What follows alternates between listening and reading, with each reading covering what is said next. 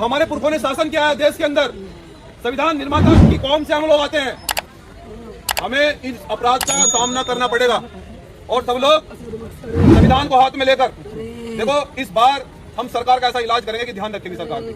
मैं आप साथियों, जो 2 वर्ष की बेटी के साथ में जो जघन्य अपराध हुआ है, ये अपराध इतना जघन्य है कि जिस व्यक्ति ने अपराध किया है कि वो कितना शातिर अपराधी होगा कि जिस बेरहमी से उस बच्ची को मारा गया है। और उससे भी बड़े दुख की बात यह है कि 2-3 दिन इस घटना को हो गए हैं, अभी तक भी इस घटना का खुलासा नहीं हुआ है। हमें ऐसा लगता है कि उत्तर प्रदेश सरकार में अपराधी पल रहे हैं।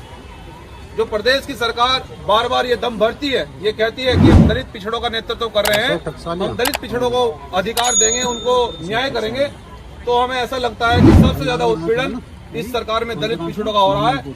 लेकिन हम ये कहना चाहते हैं कि भीम आर्मी जय हिंद संगठन एक पूरे देश के अंदर एक बड़ा आंदोलन चला रहा है। देखिए, देश और प्रदेश की जनता जो जिले के अधिकारी होते हैं उनसे न्याय की उम्मीद होती है, और अगर आप न्याय नहीं करेंगे तो फिर जनता सड़क पे उतरेगी मजबूरन, और फिर वो आंदोलन करेगी।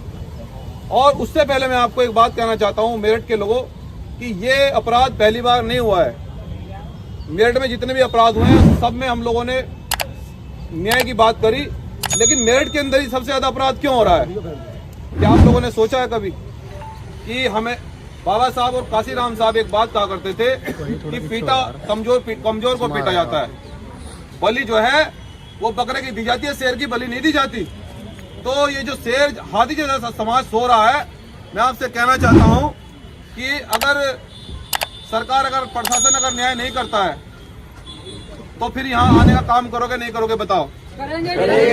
क्योंकि देखो, हम नहीं चाहते कि कल किसी और बेटी के साथ भी हो, और इन घटनाओं पर रोक लगनी चाहिए, क्योंकि जब तक आप घर से निकलकर इन घटनाओं का सामना नहीं करोगे, अपराधी को लगता है कि ये 2-3 दिन उछल कूद करते हैं, शांत हो जाते हैं।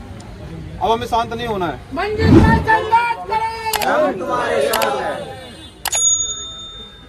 जब तक बेटी को न्याय ना मिले तो हम यहाँ से हिलने वाले नहीं हैं। और जिलाधिकारी महोदय, हम आपसे न्याय की उम्मीद लेकर आए हैं। अगर आप न्याय नहीं करोगे तो भैया सरकार आपकी है, प्रशासन आपका है, आप हम पे लाठीचार्ज करवा दो, लेकिन हम संविधान को हाथ में लेकर बैठे हैं। जब तक न्याय नहीं मिलेगा, बेटियों के हत्यारों को जब तक आप सलाखों के पीछे नहीं पहुंचाओगे, जब तक हम यहाँ से हिलने वाले नहीं हैं।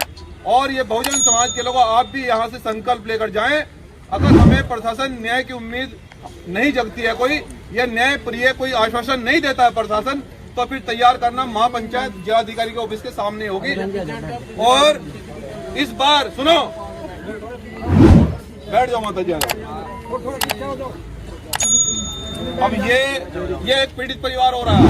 कल एक हमारे भाई को गोली मारी। माता जी बैठ जाओ, भैया बैठ जाओ, आप बैठ जाओ माता जी, बैठ जाओ माता जी, ये बैठ जाओ बहन, बैठ जाओ। अब ये परिवार एक और आ गया है। इस परिवार के व्यक्ति को कल गोली मारी गई है, उसमें भी अब तक कोई स्पष्टीकरण नहीं आया। तो हम ये कहना चाहते हैं कि जिस प्रकार से गोलियों से हम लोगों को भूना जा रहा है, गाजर मूली की तरह काटा जा रहा है, कब तक सहन करोगे? क्या हम लोग गाजर मूली की तरह कटने के लिए पैदा हुए? नहीं। अरे हमारे पुरखों ने शासन किया है देश के अंदर, संविधान निर्माता की कौम से हम लोग आते हैं, हमें इस अपराध का सामना करना पड़ेगा।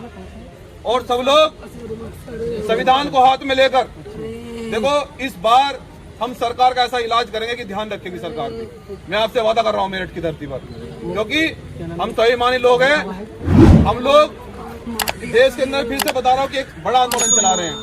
अगर हमारे इस बेटी के साथ में, दोनों परिवारों के साथ में न्याय नहीं होता है तो महापंचायत की घोषणा करेंगे, लेकिन पूरे पश्चिम उत्तर प्रदेश के लोग पहुंचेंगे नहीं पहुंचेंगे इस ऑफिस पर?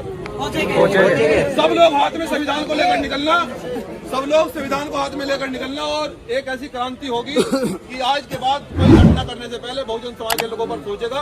तो मैं ऐसी उम्मीद करता हूं। अभी अधिकारियों ने कहा है कि मीटिंग चल रही है, बात करेंगे, तो पहले अधिकारियों से क्या शासन देते तो उनसे बात कर लें, उसके बाद फिर हम ऐलान करेंगे महापंचायत का। सब लोग तैयार हैं? हाथ खड़ा करके बताओ, तैयार है? जेल भी भेज सकते हैं।